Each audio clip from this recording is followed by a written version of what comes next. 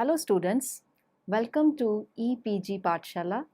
I am Dr. Anupama, Professor at Department of Economics, Punjabi University, Patiala. I am going to talk about module Governance of a Contrasting City from Population, Urbanization and Poverty. So students, we are going to discuss mainly about the governance issues of a contrasting or a secondary city, along with the costs and benefits of the size of the city. The trends of urbanization experienced by most of the developing cities are not equitably distributed across the economies and within the economy, across the regions and cities. Some of the cities have grown at a larger scale, witnessing drastic changes in their original characteristics, while some cities remained the same in size. Some small cities in many areas of the developing world had also been engulfed by urban sprawl of expanding cities. Thus, the urban areas are quite heterogeneous in their composition. They cover small cities, medium-sized cities, the mega cities, the global city, the expanding city, the contrasting city, and so on. Hence, in this module, we aim to throw light on a simple framework of system of cities, size of city, and governance costs and benefits of city size, governance issues in the secondary city, the challenges of a mega city, major challenges reported by the stakeholders in governance. Now we can discuss about a simple framework of system of cities. To analyze how different policies affect a country's city size distribution, we need a framework that takes into account that each city is part of a system of cities, so that a shock to one city will affect other cities. For example, a policy that improves the amenities in a city's medium-sized cities will not only the amenities in a country's medium-sized cities will not only affect the attractiveness of those medium-sized cities, but will also have an impact on its larger cities. The framework should also capture that the size of a city depends on multiple determinants such as its productivity, its amenities, or its governance. Since these different determinants are interrelated, improving a city along one dimension may not have the expected effect if the other dimensions are ignored. Desmet and Rosie Hansberg have proposed three characteristics that affect its size. These are: number one, efficiency. A city's productivity refers to the efficiency with which a city is able to produce. One can either consider a city's productivity to be exogenously given, or one can assume that its productivity depends at least partly on its size. Because of agglomeration economies. In other words, larger cities may be larger because they are more productive, but they may also be more productive because they are larger. Second characteristic is that of amenities.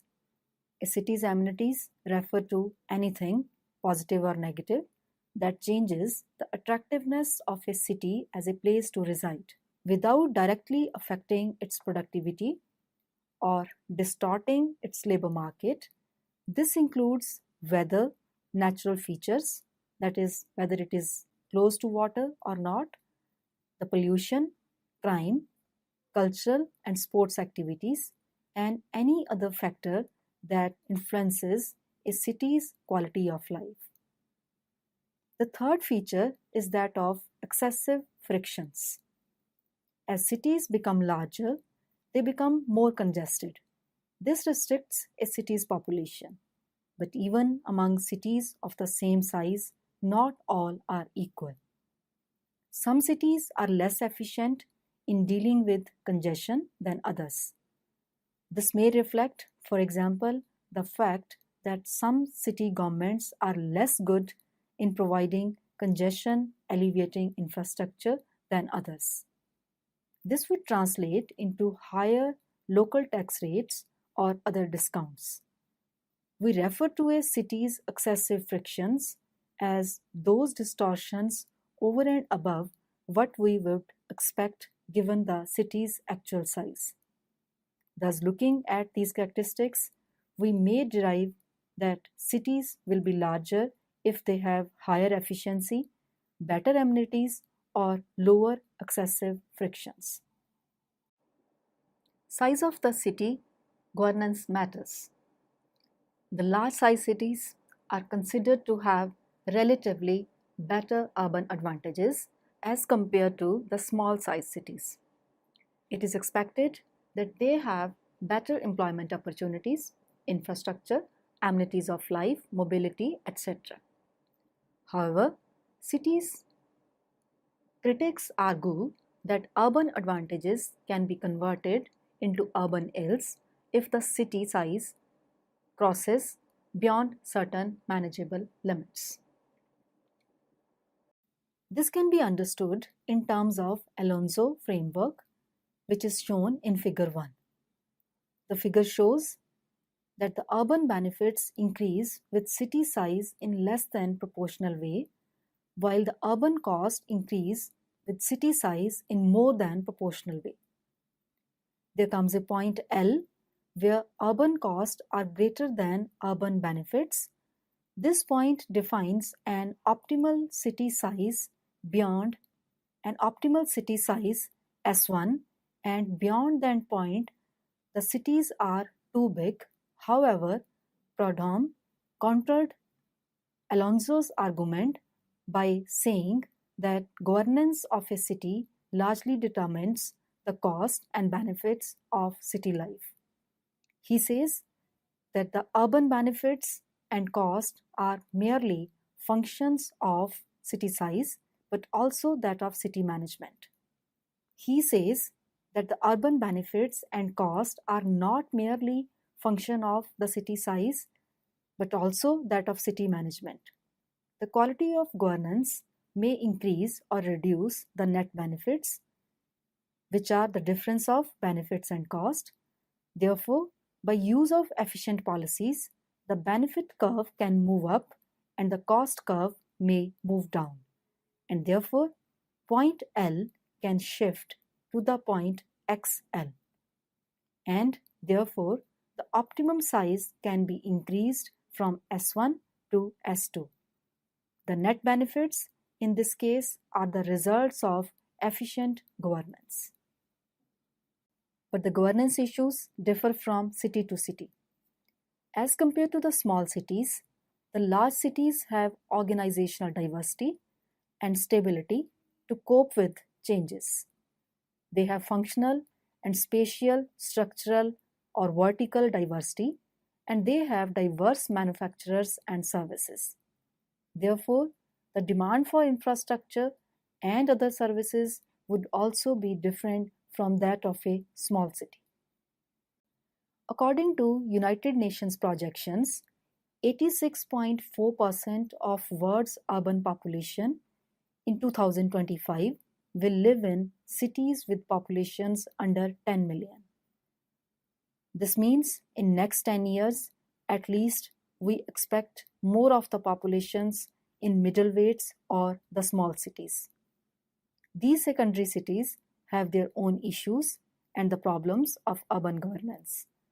Thus, we have contrasting situations. The economy is moving towards a metropolis while the population is still concentrated in the secondary cities. In this context, we can analyze the governance of these contrasting cities. The governance issues of a secondary city.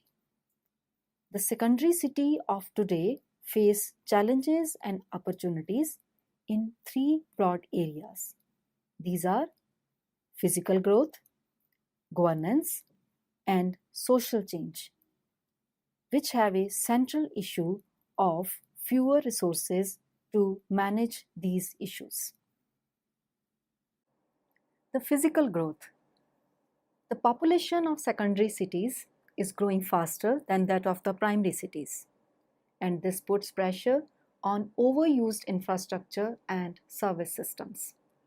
Development of roads, public transport, and social development facilities, for example, education, health, and communication, may not be fast enough to serve growing demand. For these cities, the physical resources in terms of land, capital, and human resources are also inadequate to initiate any process of change. In this context, the secondary cities will need to find innovative ways to solve the capacity crunch quickly. One example is Bus Rapid Transit or BRT, which is cheaper and faster to install than subway lines. Fast economic growth can also pressurize urban planners to authorize unwise development, leading to urban sprawl, congestion, and environmental degradation. Rather than growing haphazardly, secondary cities can ensure sustainable growth by learning from the failures of the 20th century industrial cities in the West. Compact development, good governance, green technology, and environmental protection will be the new competitive advantage for secondary cities. Good leadership. Good leadership is critical to managing growth, and many secondary cities will need to ramp up government capacity.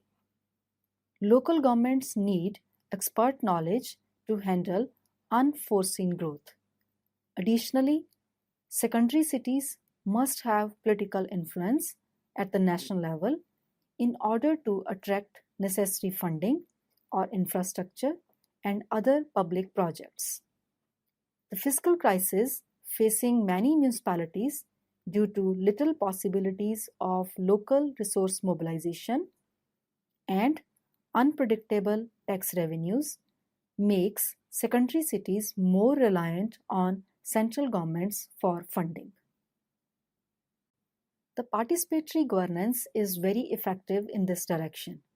Currently, even the international funding agencies are keener to give their money for urban projects through the civil society organizations and other grassroots level local bodies.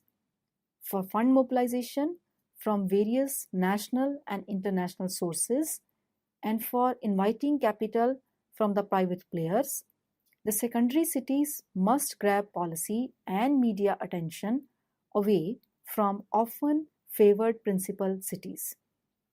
This will be a difficult task since political and business leaders, professionals with management and technical expertise, and media are mostly concentrated in principal cities. Social change. Many secondary cities will experience social change due to rising wages and immigration of skilled workers. Policymakers should encourage and plan for such changes. Social, ethnic, religious, and ideological diversity is a hallmark of all primary word cities, and secondary cities should aspire to this. Cities in countries with responsive and inclusive social policies will be more globally competitive. Secondary cities must also address migration of economically disadvantaged workers in terms of health, housing, and education, training, etc. Cities that ignore the needs of migrant service workers and laborers will experience higher inequality, threatening the social harmony. The challenges of a megacity.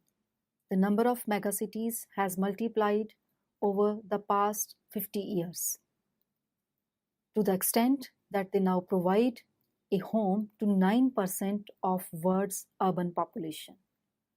Their importance in the national and global economy is disproportionately high. Today's megacities are not only bigger than the cities of the mid 20th century, they are also more complex. For one, they are increasingly competing with and dependent on relationships with other cities in the global economy. At the same time, we are witnessing the emergence of new city regions, sprawling conurbations that extend far beyond the boundaries of a single city.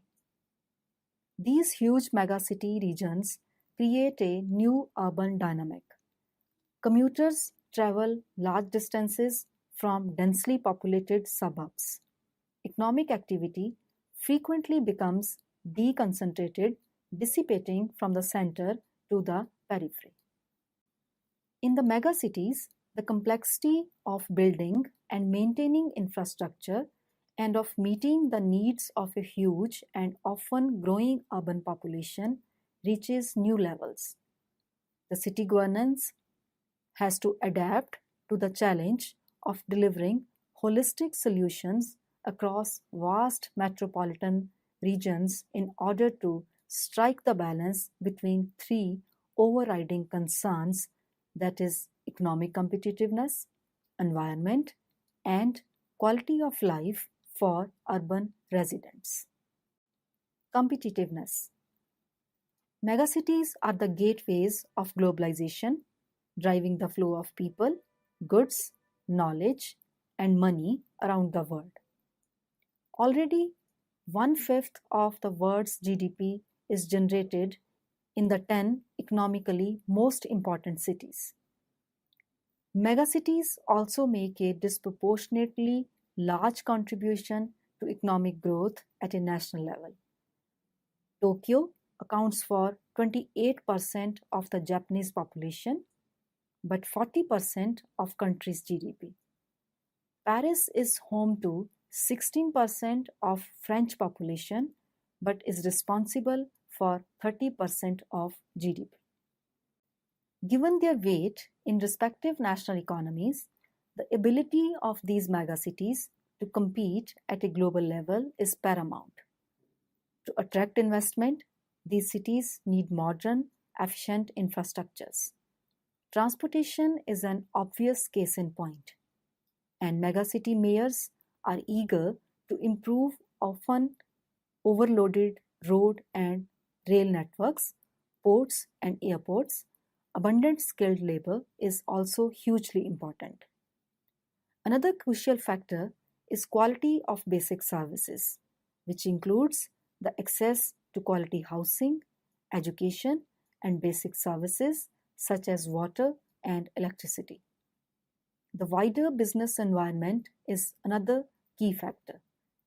Clear business-friendly policies and regulations are more important factors in attracting international investment than incentives such as subsidies and tax breaks. Environment. Congestion, air and water pollution, waste management, and degradation of green areas are familiar issues in most large cities around the world and are particularly extreme in the megacities of the developing world. In London and Tokyo, for example, air quality has improved over the last 50 years. In Shanghai and Kuala Lumpur, it has gone down. Historically, cities tend to get rich first and clean up later. Unfortunately, that approach could be disastrous in the context of climate change. This is one reason for the growing focus on sustainable urban development. Sustainable solutions promote greater use of alternative energy sources and more energy efficient buildings and transport measures to combat congestion and carbon dioxide emissions, water and waste recycling, and the use of vegetation to filter pollution and capture carbon dioxide. While several cities have started implementing at least some of these measures to good effect, there will be a need for more concerted efforts if the environmental cost of urbanization is to be reduced. Quality of life.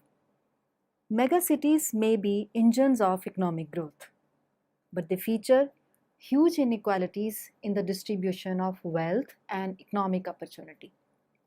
UN Habitat has also described cities as the new locus of poverty. World Bank estimates predict that while rural areas are currently home to a majority of the world's poor, by 2035, cities will become the predominant location of poverty. The consequences of a failure to improve quality of life for the urban poor are huge. UN Habitat 2007 has also indicated that people living in slums, where a large proportion of the urban poor reside, are more likely to be affected by child mortality and acute respiratory illness and waterborne diseases than their non-slum counterparts. They are more likely to live near hazardous locations, making them more vulnerable to natural disasters such as floods. Inadequate access to basic services saddles them with heavy health and social burdens, which ultimately affect their productivity. Poverty may be less extreme in the more developed cities, but social problems still abound. The OECD's report on competitive cities notes increased socioeconomic inequalities even in some of its most dynamic metropolitan regions. It points to large and persistent pockets of unemployment. About one-third of 78 metropolitan regions covered in OECD report have above average national unemployment rates, and between 7 to 25% of populations live in deprived neighborhoods that often have reduced access to public infrastructure and services. It has been observed that poverty and social exclusion lead to significant costs, including high level of criminality. Failure to address these inequalities risk making megacities centers of deprivation and instability with a consequent negative effect on their economy. Development decisions are often seen in terms of difficult trade-offs between growth and greenness or growth and quality of life. But there are obvious interdependencies between the three concerns. Competitive cities are more likely to have the wealth and resources to invest in high-quality infrastructure and services and to create economic and social opportunities for large numbers of the urban population. All things being equal, environmentally clean, modern cities create more attractive locations for a broad spectrum of business activities than those with heavy pollution. Equally, cities with a healthy, well-educated urban population are better positioned to attract investment than those where deprivation and inequality blocks large swaths of the population from participating in economic growth. This suggests that in the long run, focusing on one of these concerns to the detriment of the others will be a recipe for failure. Now we can discuss the major challenges reported by stakeholders in governance. All the megacities or the small or middle weights may not be homogeneous, even within their own category. Some of them are growing cities. Some show the signs of stagnation or even decline. These different types of cities have different challenges. Therefore, a survey of 522 stakeholders by GlobeScan conducted on 25 megacities across the world has categorized the cities as emerging, transitional, and mature cities. The emerging megacities tend to be characterized by high growth rates driven by migration and natural growth, much of which occurs in informal settlements, not served by the installed base of infrastructure and services. Emerging cities are typically in countries with urban populations of less than 50%. Social polarity and the gaps in wealth, health, education, and political power between groups is generally highest in emerging cities. While the transitional megacities have often developed mechanisms to more effectively manage dynamic growth and are often in countries that are more than 50% urbanized.